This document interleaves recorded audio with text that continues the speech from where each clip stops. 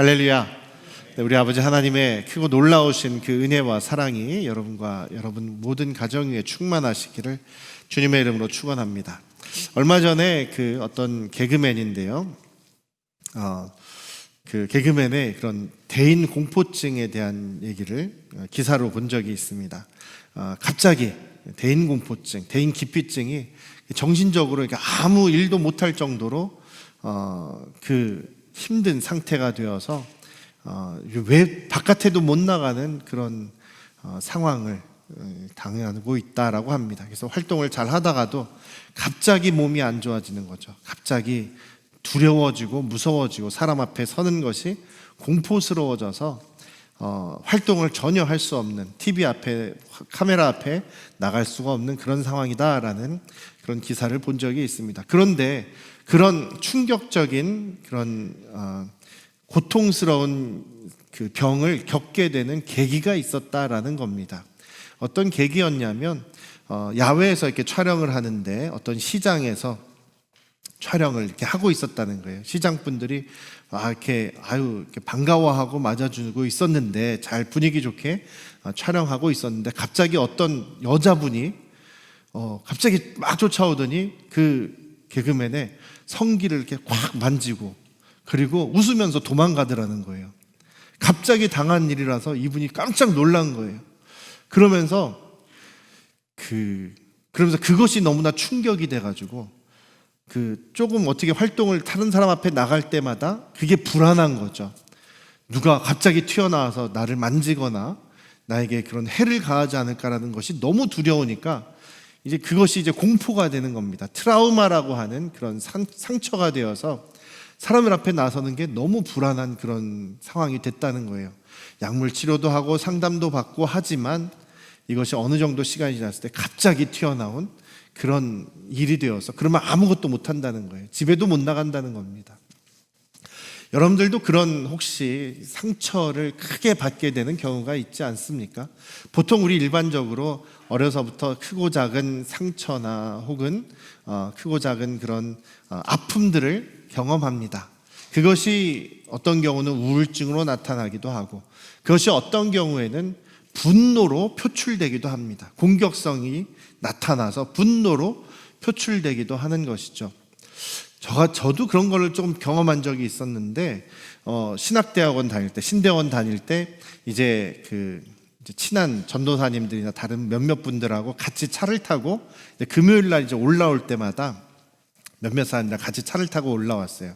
하루는 저하고 몇몇 전도사님들이 차를 타고 이제 올라오다가 고속도로에서 휴게소에 들려서, 그때 또 우리 제가 차를 운전을 해주니까 운전해 주는 거 고마워서 우리 같이 먹읍시다 하고서는 그때 닭강정 같은 거를 이렇게 한 박스를 사가지고 같이 이렇게 먹고 있었어요.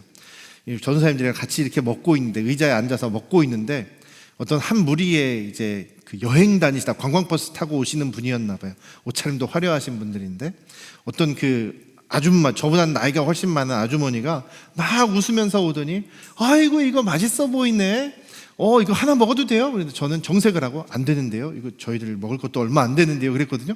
근데 그러지 말고 그냥 하나만 줘요 하면서 막무가내로 하나 확 집어가지고 저희 거를 먹고 웃으면서 도망가는 거예요.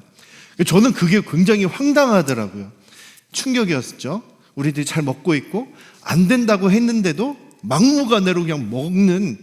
그래서 여러분들 조심하셔야 됩니다. 다른 사람들 거 이렇게 그냥 뺏어 먹어도 안 되고요. 허락 받아야 되는 거고요. 특히 아까 말씀드린 것처럼 아이고 귀엽네 하면서 그냥 옛날에 우리 할머니 할아버지들이 아이고 고추 보자 하면서 이렇게 막 만지려고 하는 게 그게 충격적인 거거든요. 절대로 그런 거 하시면 안 됩니다. 제가 그때 약간 충격을 받은 것 같아요. 그래서 먹을 때마다 먹을 게 있으면 제가 이렇게 보호를 하게 되는 거죠. 이거 뺏어 먹지 마 하면서. 한동안 좀 그런 트라우마가 저도 있었던 것 같아요. 지금은 극복했습니다. 저희 애들은 아빠 거 엄마 거 이런 거 없지 않습니까? 그냥 무조건 다 자기들 먹고 싶은 거 먹으니까 그때부터 이제 포기하게 되더라고요. 그래, 애들 마음대로 먹어라, 나는 덜 먹어도 된다 이러면서 나눠주고 있고 음식에 대해서 자유롭다라고 생각을 하고 있습니다만, 아직까지 별로 이렇게 몸무게가 줄어들진 않은 것이 참 이렇게 좀 걱정거리긴 합니다만, 그런 트라우마들이 있죠. 여러분들도 아마 그런 경우들이 있을지 모르겠습니다. 과거에 겪었던 부모님들에게 받았던 상처라든지 그런 것들이 나이가 들어서도 충격으로 남아 있어서 그런 비슷한 일을 당했을 때 상처가 돼서 두려워한다든지 아니면 반대로 그것이 분노로 표출되는, 그런 분노로 과격하게 표출되는 그런 경우들이 있다는 것이죠. 미국에 있을 때 어떤 친한 목사님의 아들이 있었는데 어린 아이였죠. 한때는 하루는 이제 밖에서 우리 같이 이렇게 그 목사님 가정하고 저희 가정하고 또 다른 가정하고 이렇게 아이들이랑 간단히 그런 그 식사를 하고서 이런저런 얘기를 하고 있는데 애가 너무 막 부산하게 뛰어다니고 막 엄마 얘기하는 거 방해하고 그러니까 갑자기 아버지가 화를 확 내더니 그를 딱 붙잡더니 이렇게 두리번거리다가 아무것도 없으니까 자기 허리띠를 빼가지고 허리띠로 그 자리에서 때리는 거예요. 사람들이 있는데 자기가 막 분을 못 이기면서 허리띠를 때린 거예요. 그렇게 아버지한테 밖에서 사람들 많은 데서 허리띠로 맞았던 이 애가 충격을 받아가지고 나중에 얘가 자라나서도 부모님에 대한 그 분노가 여전히 남아있는 것을 보게 됩니다. 오늘 이 얘기를 계속하는 이유는 오늘 아비멜렉에 대한 이야기를 할 건데요. 아비멜렉이라는 사람이 좀 그런 것들이 있었던 것 같아요. 그리고 그것이 삶에서 이렇게 표출되는 그런 모습을 우리가 잠시 한번 나누려고 합니다. 그런데 이 사사기 9장의 내용이 사사기 전체에서 가장 긴 내용입니다. 57절까지 있는데 내용도 가장 많아요. 기드온과 기드온의 아들 아비멜렉의 이야기가 사사기 전체에서 가장 많은 부분을 차지하고 있습니다. 그만큼 중요했었다라고 말씀을 드렸죠. 중요한 기회였다. 하나님만이 다시 왕이 되시고 하나님만을 높여드리기 위한, 하나님께로 돌아오게 할 수 있는 좋은 기회였는데 그것을 망쳐버리고 사람들은 오히려 왕을 더 사모하고 왕을 더 세우기를 바라는 그런 체제로 넘어가게 된 것이 분기점이 바로 이 기드온과 이 기드온의 아들 아비멜렉 때였다라는 것을 성경에서 자세히 다루고 있는 것입니다. 사사기 9장 내용을 잠시 간단하게 이렇게 표로 이렇게 설명해 드리고자 합니다. 여러분들께서 읽으셨겠지만 그런 내용입니다. 아비멜렉의 이야기예요. 근데 아비멜렉이 왕이 되고 싶어 했습니다. 왜냐하면 그 아버지 기드온이 자신은 왕이 되지 않겠다라고 얘기했지만 부인도 많이 거느리고 부인에게서 난 아들들이 70명이었다는 얘기죠. 딸들까지 합치면 얼마나 많았겠습니까? 그리고 세겜에서의 종에게서 난 아들이 바로 이 아비멜렉이었다는 것이죠. 그리고 이 기드온이 자기는 왕이 되지 않겠다고 했지만 사람들에게서부터 금을 다 거두어들이죠. 금귀고리를 거두어들여서 에봇을 만들었다고 했습니다. 에봇은 바로 제사장들이 입는 옷이다. 그래서 금으로 만든 제사장 옷을 자기 아버지가 세웠던 그 신전이 있었던 바알 제단이 있었던 그곳에다 놓으니까 사람들이 음란하게 그 에봇을 섬기게 되었다라고 합니다. 그리고 8장 33절에 그리고 오늘 저희가 읽었던 9장 4절에 보면 바알 브릿이라는 말이 나와요. 바알 브릿의 신전에서, 바알 브릿의 제단에서 헌금 거둔 것 중에서 이 아비멜렉이 거사에 사용하라고 돈을 줍니다. 돈을 모아줍니다. 이 바알 브릿이 뭐냐면 바알이라는 말하고 브릿이라는 두 단어가 합쳐진 거예요. 바알은 그 이방신 우상 바알 이름이고요. 신의 이름이고 브릿이라는 말은 베레트에서 나온 건데 언약이라는 뜻입니다. 하나님의 언약. 바알과 하나님의 언약을 합쳐서 바알과 하나님을 짬뽕해서 만든 신앙. 무엇이었냐면 금으로 만든 에봇, 그것입니다. 그 기드온은 하나님이 왕이 되실 것입니다. 자기는 왕이 되지 않을 것입니다라고 했지만 자기 가정에서부터 에봇, 금 에봇을 만들어 놓고 자기가 하나님의 사자인 양 그렇게 높임을 받게 되고 사람들은 그것을 바알 브릿이라고 하면서 바알과 하나님을 짬뽕시켜서 만든 그런 우상을 섬기는 그런 음란한 우상을 섬기는 사람들이 되게 되었던 것이죠. 그런 환경 속에서 아비멜렉이 자라나고 아비멜렉이 이제 거사를 도모합니다. 이제 도표를 보시면은요, 아비멜렉이 이제 외갓댁에 찾아오죠. 외갓댁이 세겜이었습니다. 세겜에 자기 외조모부들 또 외가 친척들이 있죠. 모의를 합니다. 그 모의를 하면서 이야기하는 게 그거죠. 그 기드온의 아들이 70명이다. 70명이 다 너희를 다스리는 게 낫겠느냐? 아니면 나 혼자 한 사람이 여러분들 다스리는 게 낫겠느냐? 더군다나 생각해 보시죠. 나는 여러분들하고 고륙의 친척 아닙니까? 제가 하는 게 낫겠죠. 이렇게 얘기를 합니다. 그래서 세겜 사람들이 그래, 우리의 혈육이 한 사람이 다스리는 게 낫겠지. 숫자에 눌리는 거예요. 70명이 자기들 다스리면 얼마나 힘들겠냐라는 생각을 한 거죠. 숫자에 무서워서 자기의 고륙이라는 이 아비멜렉을 그래 왕으로 세웁시다. 그러면 우리 고륙의 친척이니까 우리 세겜 사람들이 뭔가 더 좋은 혜택을 누리지 않겠느냐라고 해서 세겜 사람들이 그 바알브릿 그 제단에서 모은 돈으로 아비멜렉에게 줍니다.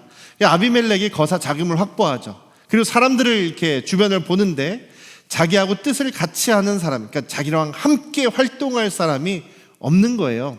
아까도 말씀드렸지만 이 사람은 종의 자식, 서자죠. 이 당시에도 서자는 별로 그렇게 사람들에게 좋은 그런 대접을 받지 못했습니다. 다음 거 클릭을 하면 그래서 용병을 고용을 합니다. 용병을 고용을 해서 불량배들을 고용을 했다. 여기는 무슨 방탕한 사람들이라고 했는데 불량배들이에요. 깡패들을 고용했다는 것이죠. 오늘날로 치면 용역을 고용했다는 겁니다. 그래서 70명의 형제들을 자기 그 아버지의 집 오브라에서 다 학살을 합니다. 어디에서 죽이냐면 한 바위 위에서 70명을 다 죽였다는 거예요. 한 바위 위에 70명을 다 올려놓고 한꺼번에 죽인 것이 아니겠죠.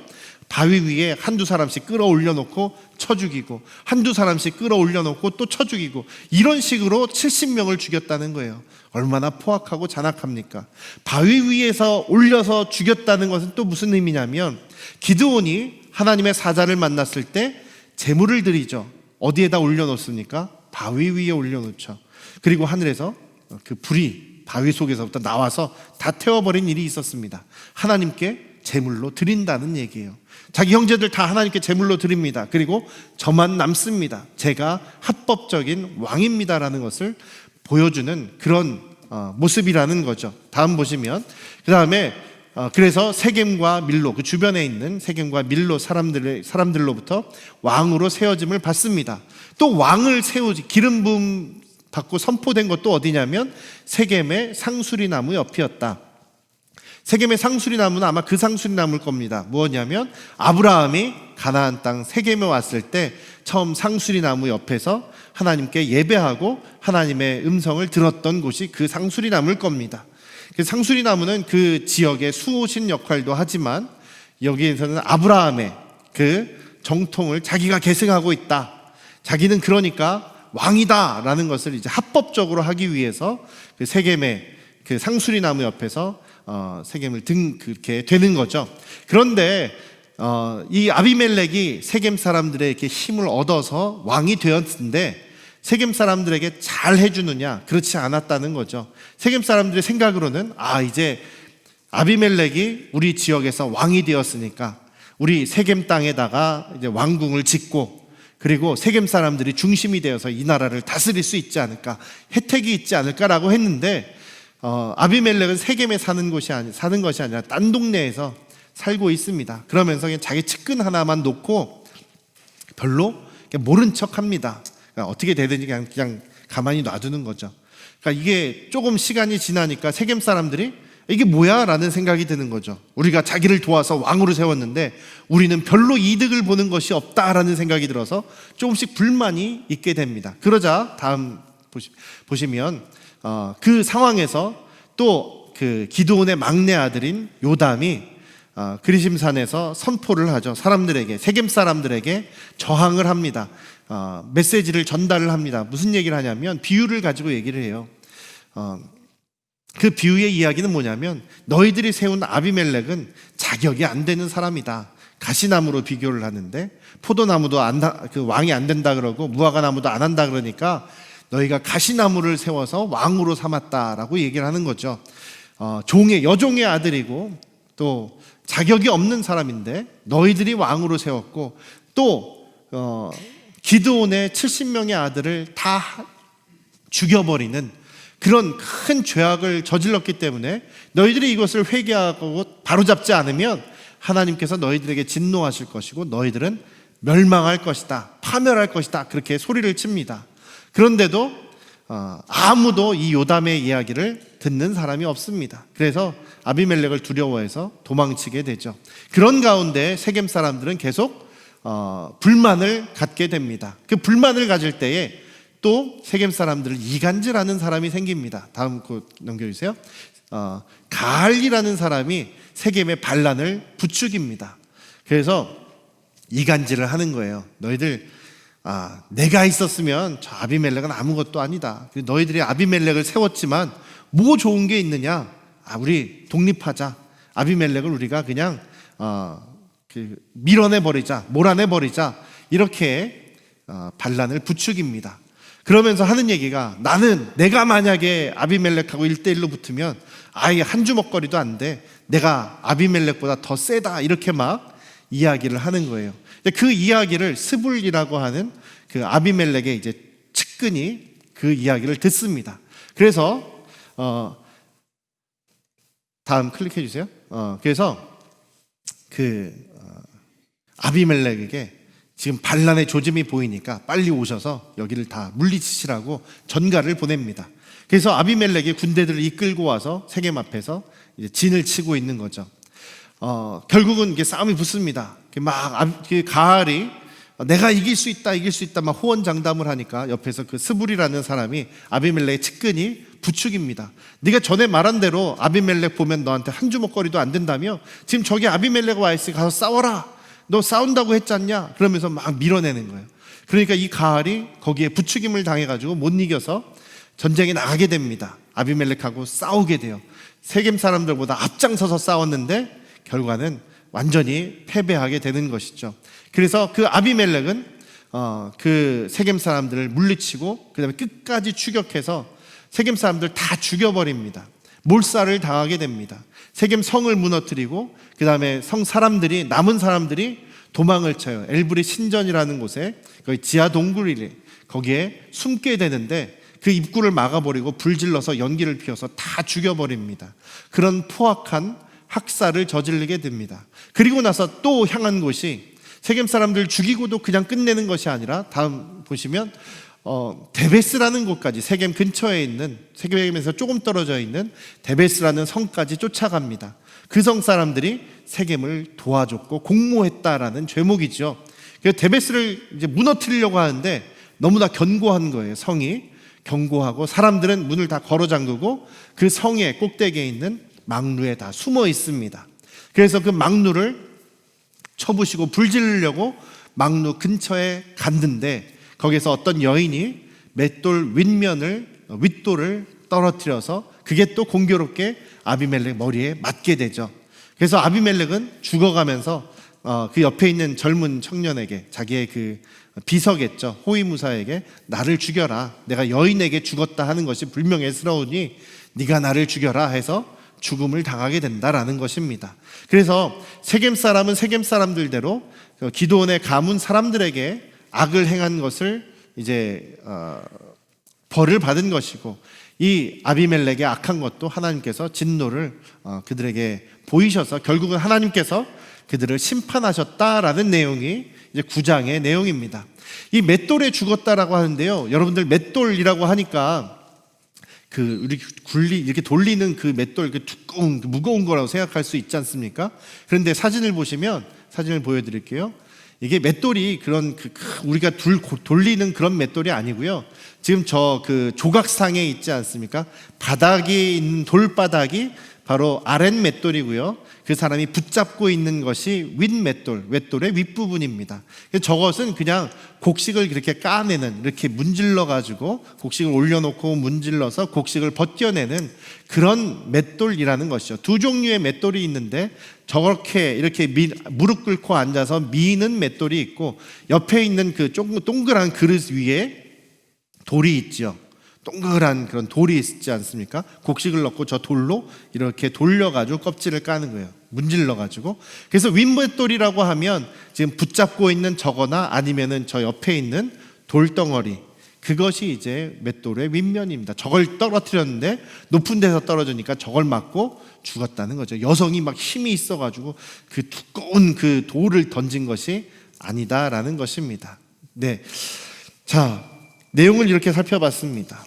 이 모든 것들을 하나님께서 그 악을 행한 사람들이 결국은 갚으신다라는 이야기를 여기서 하고 있는 것이죠. 우리가 여기에서 생각해 볼 것들이 몇 가지가 있습니다. 아비멜렉은 왜 그렇게 왕이 되고 싶어 했을까요? 아비멜렉은 왜 그렇게 왕이 되고를 원했을까요? 아버지의 모습을 보니까 그러지 않았겠습니까?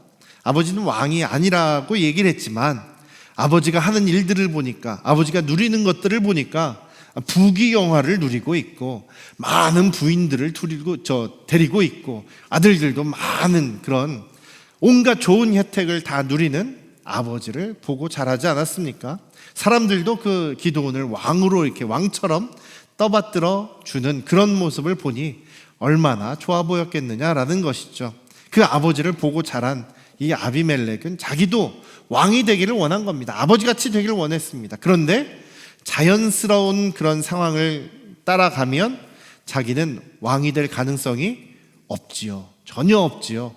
정실에 난 아들들이, 왕자들이 70명이나 있었기 때문입니다. 그래서 자기가 스스로 생각해낸 꾀가 바로 아들들을 다 죽여버리는 그것이었다라는 이야기입니다. 사회적인 분위기도 사람들이 왕을 그렇게 요구를 하고 있습니다. 기드온에게 찾아가서 우리의 왕이 되주십시오 라고 이렇게 부탁을 하지 않았습니까? 아비멜렉도 우리의 왕으로 이렇게 세우지 않았습니까? 왜 이스라엘 사람들은 이렇게 자꾸만 왕의 체제, 왕정 체제, 왕이 다스리는 그런 체제를 좋아했느냐라는 것이죠.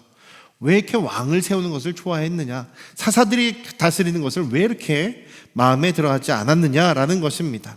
왕정 체제는요, 굉장히 조직적입니다.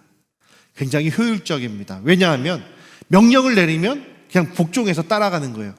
왕이 명령을 내리면 밑에 있는 사람들, 백성들은 일사천리로 그냥 순종하고 따라가면 되는 거예요. 얼마나 조직적이고 효율적입니까? 그리고 왕 밑에서 왕의 목적은 무엇이냐면 그 나라를 단지 보호할 뿐만 아니라 나라의 영토를, 나라의 세력을 확장하는 것입니다. 확장하는 거예요. 확장한다는 의미는 뭐예요? 다른 나라 사람들을 전쟁에서 승리해서 그 사람들의 것을 빼앗아 오는 겁니다. 빼앗아 올 수 있다. 우리도 왕이 돼서 적극적으로 다른 나라를 싸워서 침략해서 그들을 승리해서 그들로부터 좋은 것들을 빼앗아 오자. 좋은 것들을 우리가 갖자.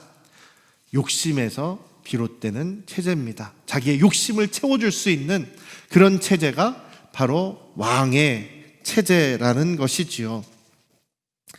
시키면 무조건 따라가는 수동적인 그런 모습입니다.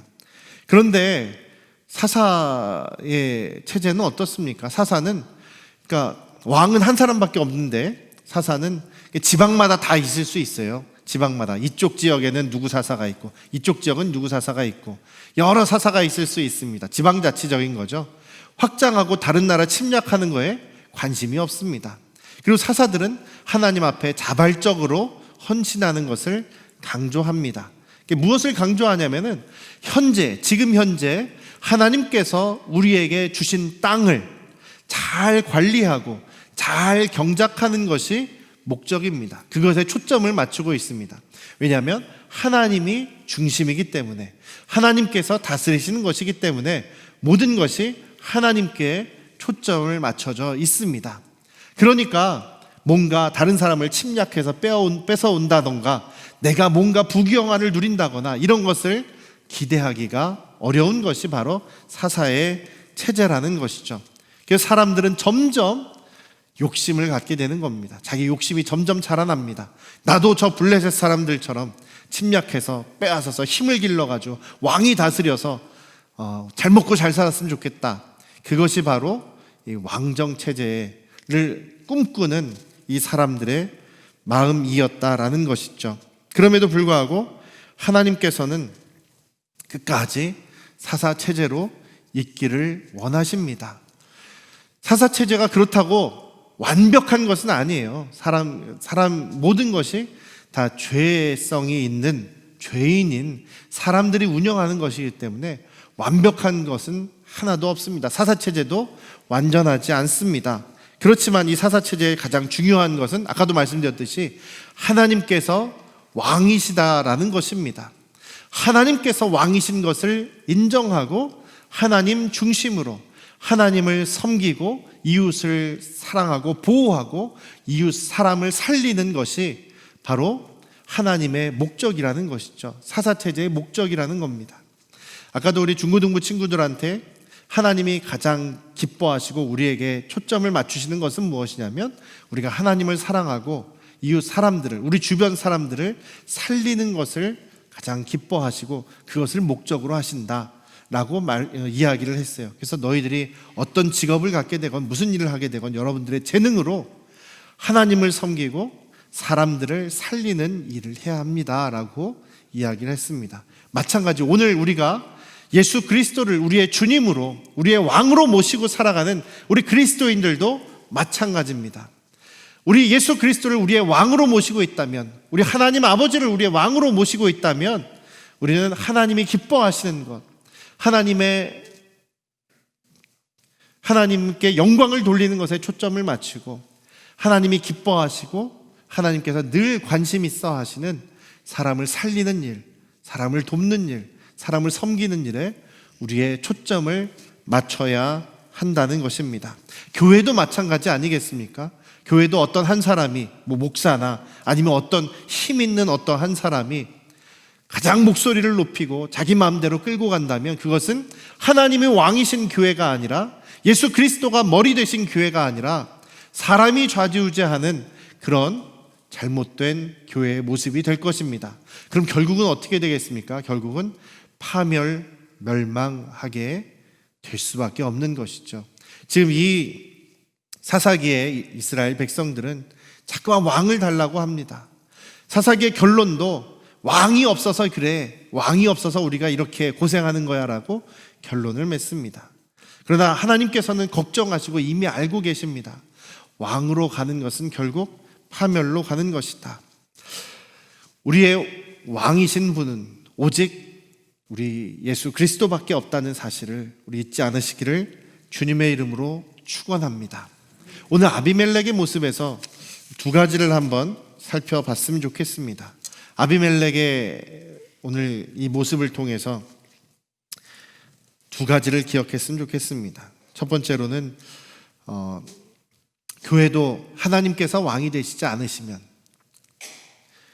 자기가 스스로 왕이 되겠다고 다른 사람들을 다 죽이고 학살한 그런 아비멜렉도 결국은 파멸당하고 3년밖에 왕노릇 못했습니다. 그 3년 왕노릇한 다음에 결국 비참한 죽음을 당하게 되는 것이죠.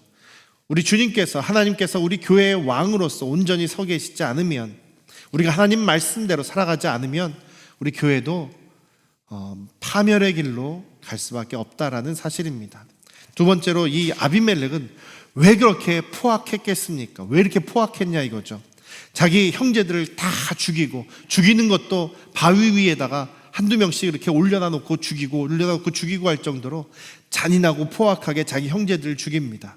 그리고 세겜 사람들이 자기를 배신했다, 자기한테 등을 돌렸다라고 해서 아주 잔인하게 다 학살시켜 다 죽여버리지 않습니까?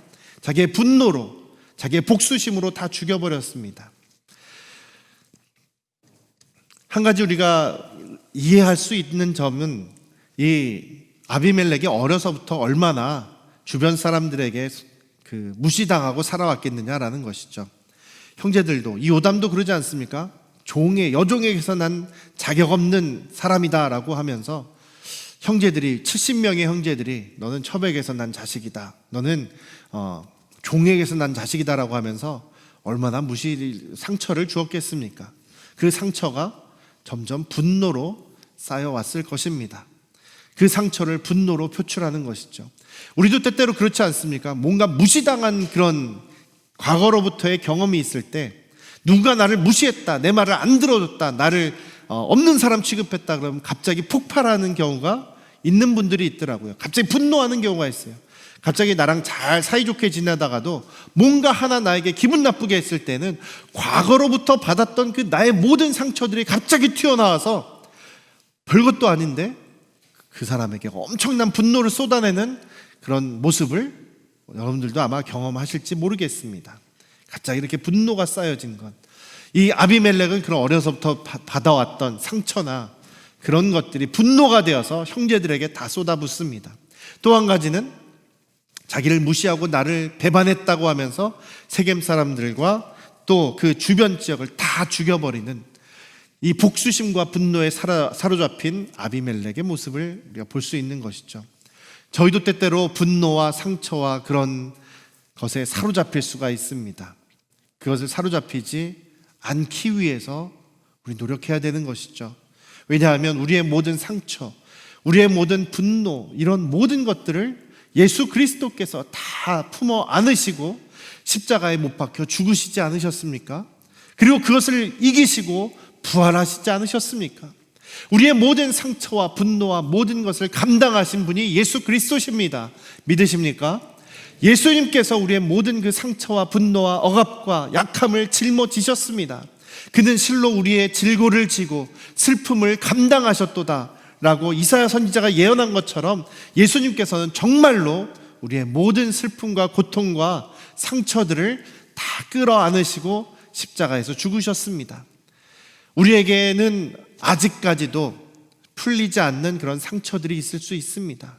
아픔들이 있을 수 있습니다. 어릴 적 받았던 그런 놀림과 그런 폭력과 여러 가지 일들로 인하여서 지금도 때때로 분노가, 때때로 불안이, 공포가 튀어나올 수가 있습니다. 그럴 때 우리는 어떻게 해야 되겠습니까? 예수님의 십자가로 나아가야 한다는 것이죠.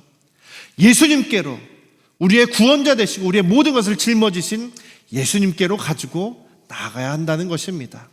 아비멜렉이 거사를 일으키고 왕이 되고 복수하는 모든 가운데에 하나님은 전혀 상관없는 분이셨습니다. 하나님께 기도하지도 않았고 하나님의 뜻을 생각해 보지도 않았고 자기 하고 싶은 대로 살았던 사람이 아비멜렉이었습니다.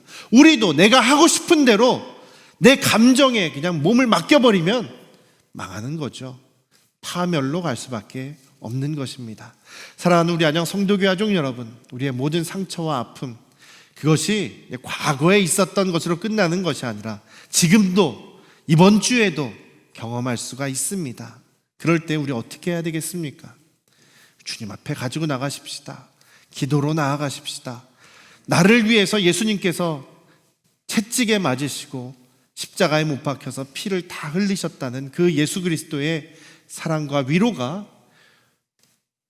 힘들 때마다 우리 안양 성도교회 가족들 모두에게, 여러분들에게 기억나시고 또 예수님 붙잡게 되시는, 그래서 예수님께서 여러분들을 끌어안아 주시고 그 상처를 만져주시는 것을 경험하시는 이번 한 주가 되시기를 주님의 이름으로 축원합니다. 기도하시겠습니다. 혹시 이 시간 여러분들에게 생각나는 그런 상처나 아픔 혹은 분노의 마음이 여전히 있진 않으십니까? 우리 이것을 예수 그리스도의 십자가로 가져나가기를 원합니다. 혹시 그런 마음들이 생각나시는 것이 있다면 이 시간 주님밖에 없음을 주님 앞에 올려드리고 나는 거기에서 자유롭기를 원합니다. 주님께서 나의 모든 상처를 이미 다 감당해 주셨으니 주님께서 위로해 주심으로 저를 치유하여 주시길 원합니다. 저를 회복시켜 주시길 원합니다. 그런 마음으로 이 시간 우리 같이 기도하겠습니다. 아버지 하나님, 어려서부터 받은 상처들이 있습니다. 부모에게 받은 상처도 있고 형제들에게 받은 상처도 있고 이웃 사람들에게, 친척들에게 혹은 나의 친구라고 하는 사람들에게 받은 상처도 있습니다. 또 어떤 경우는 전혀 모르는 사람이 갑자기 우리에게 큰 상처를 주어서 그것이 트라우마로 남고 갑자기 막 생각나서 몸을 주체할 수 없을 정도로 고통과 불안과 공포를 느끼는 순간이 있을 수도 있음을 아버지 앞에 고백합니다. 저를 돌아보면서 나의 가장 약함이 무엇인지, 내 마음속에 있는 이 고통이 무엇인지를 다시 한번 괴롭지만 끄집어내서 예수 그리스도의 십자가에 올려드리기를 원합니다. 예수님께서 이미 나의 고통과 그 괴로움과 상처들을 이미 다 끌어안으시고 십자가에서 피 흘려주셨고 채찍에 맞으시면서 다 살이 찢겨주셨고 머리에 그 가시관 쓰시고 머리에 피를 흘리시면서 우리의 모든 육체적인 고통, 모든 우리 마음의 고통, 영적인 죄까지도 사망까지도 해결해 주시고 치유하시고 구원하신 우리 예수님을 바라보길 원합니다. 내 힘으로 복수하고 내 힘으로 미워하고 내 힘으로 해결하려고 하면 해결되는 것도 없을 뿐만 아니라 점점 파멸의 길로 멸망의 길로 갈 수밖에 없음을 고백합니다. 나의 생명이신 예수 그리스도를 붙잡습니다. 이 시간 저의 마음을 다시 한번 붙잡아 주시옵소서. 이 시간 저를 안아 주시옵소서. 이 시간 저를 만져 주시옵소서. 저를 치유하여 주시옵소서. 그리하여 세상의 어떤 일에도 흔들림 없이 예수 그리스도와 함께 동행함으로 이 모든 세상을 넉넉히 이겨나가는 우리 안양 성도교회 가족들이 되게 하여 주시옵소서. 이제는 우리를 죄에서 구원하신 예수 그리스도의 은혜와